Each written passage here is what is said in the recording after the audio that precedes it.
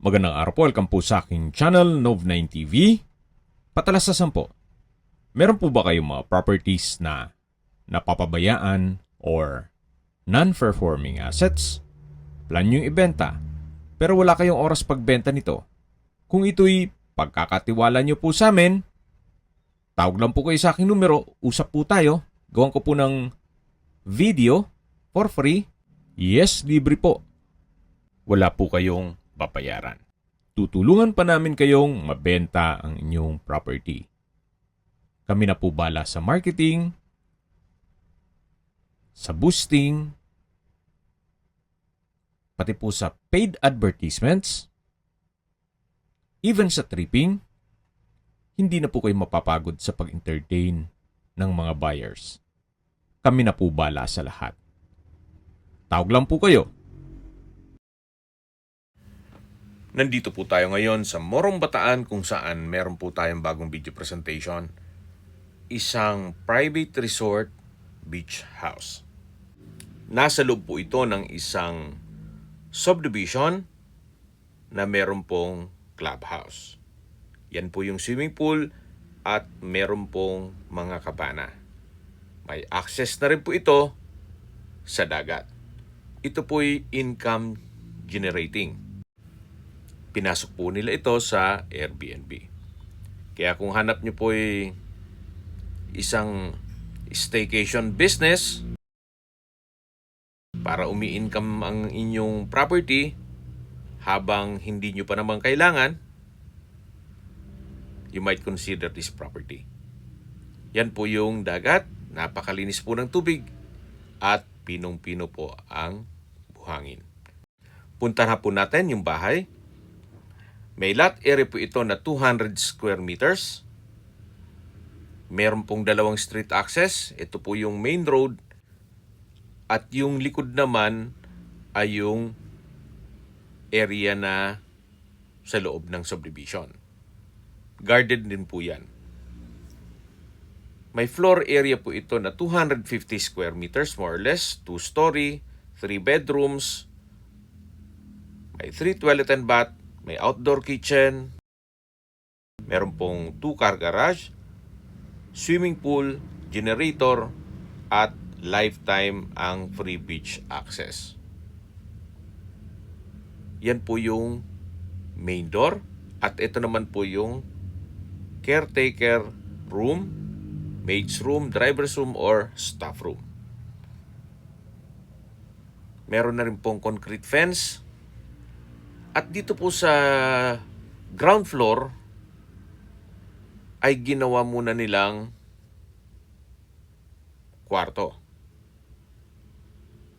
Pero po ito yung living area. Pag maraming guest kasi, para marami silang ma-accommodate, kaya nilagyan po nila ng bed frame with mattress, may split type aircon, at may customized glass window with blinds. At dito naman po yung dalawang kwarto. Ito po yung unang kwarto. High ceiling, may mezzanine, meron pong bed frame with mattress, meron pong sofa bed, may painting, dan sa dulo po ay may sliding glass window with blinds. Ito naman po yung mezzanine na tinutukoy ko. Akyat po tayo, check natin. Dito po sa taas ay meron din pong maliit na sliding glass window at dito naman po yung split type aircon. Ang target po nila dito ay ma-accommodate kahit gaano karami ang guest. Bababa na po tayo. Ito po yung unang kwarto. Tuhayin niyo po ulit bago tayo lumabas. At dito naman po, paglabas natin ay yung kabilang kwarto. Pero bago tayo pumasok dyan, check natin itong toilet and bath. May hand wash basin, vanity mirror, wall-mounted towel rack, water closet with bidet, shower enclosure, hot shower set, at overhead shower. From floor to ceiling po ang tile bathroom wall at meron pong bathroom window na may blinds. Paglabas po natin, yan po yung living area na ginawa mo ng kwarto at dito naman po yung pangalawang kwarto. May bed frame with mattress, split type aircon, customized glass window with curtain, may double deck at sofa bed. Yan po yung dalawang kwarto. At ito naman po yung access door na papunta naman ito dito sa balkonahe. At matatanong naman natin yung pangalawang gate na may street access sa loob ng subdivision. Dito naman po yung outdoor kitchen na naka-polycarbonate roofing, may kitchen countertop, gas range, at dito po yung tinutukoy ko na sa loob ng subdivision. May ilang mga private resort at rest house na rin po dito. At balik po ulit tayo dito. Yan po yung outdoor kitchen. May kitchen countertop at kitchen cabinet. Yan po yung setback papunta sa harapan ng bahay. At ito naman po yung hagdan. Akyat po tayo. Ito po yung naka-concrete at tiled staircase. Meron din pong tubular, handrail at railing.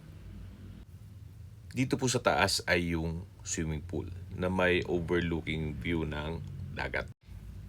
Dito po sa balkonahe ay meron pong high chair at table. Meron pong glass wall and window na may curtain. At papasok po tayo. Dito naman po yung family area or living area. Pwede na rin pong music room. Gawa ng sa likod po niyan ay yung swimming pool. May sofa set, center table, wall-mounted na TV, at dito naman po yung dining area. May dining set. Ito po yung formal kitchen na may kitchen countertop, may gas range, range hood, oven, microwave, wall-mounted kitchen cabinet o modular kitchen cabinets. May double stainless sink with faucet, kitchen drawer at storage ng kitchen utensils. Ito naman po yung access door na papunta naman sa swimming pool. Napakaganda po ng disenyo. Meron po kayong overlooking view ng dagat. At habang pinagmamasdan niyo po ang kapaligiran, recap lang po sa mga nag-skip ng video. Ito pong property ay nasa Morong Bataan.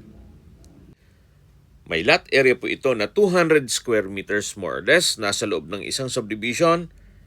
At itong bahay ay may floor area na 250 square meters. 2-story, meron pong 3 bedrooms, 3 toilet and bath, may maid's room o driver's room or staff room. Then dito po sa upper floor o second floor ay meron pong swimming pool. Ito po ay fully furnished kaya lahat pong makikita nyong kagamitan ay kasama po yan. Meron din pong banyo dito. Nakompleto din po ang bathroom fixtures. May hot shower set, overhead shower, shower enclosure, water closet with bidet, at may hand wash basin. May generator na rin po in case ng power shortage. At tungkol naman sa dokumento nito, ito po'y titulado. Buhay po ang may-ari, kaya wala po kayong maging problema sa documentation o sa transfer ng title. Habang pababa po tayo, pag-usapan na natin ang distance, location, at travel time. Mula po sa bayan ng Morong, ang distance is 6.6 kilometers at ang travel time is 11 minutes. Kumpleto na po doon gaya ng public market, groceries, convenience store, remittance center, at iba pang business establishments. Meron din pong Morong Rural Health Unit. Mula naman po sa Subic, ang distance is 38.8 kilometers at ang travel time is 1 hour and 29 minutes. Kompleto na po doon gaya ng malls, hotels, restaurants, banks, schools, church at hospital.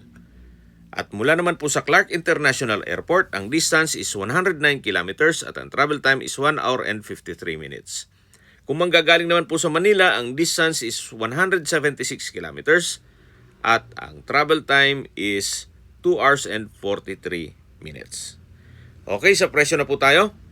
Binebenta po ito ni owner sa halagang 23 million pesos.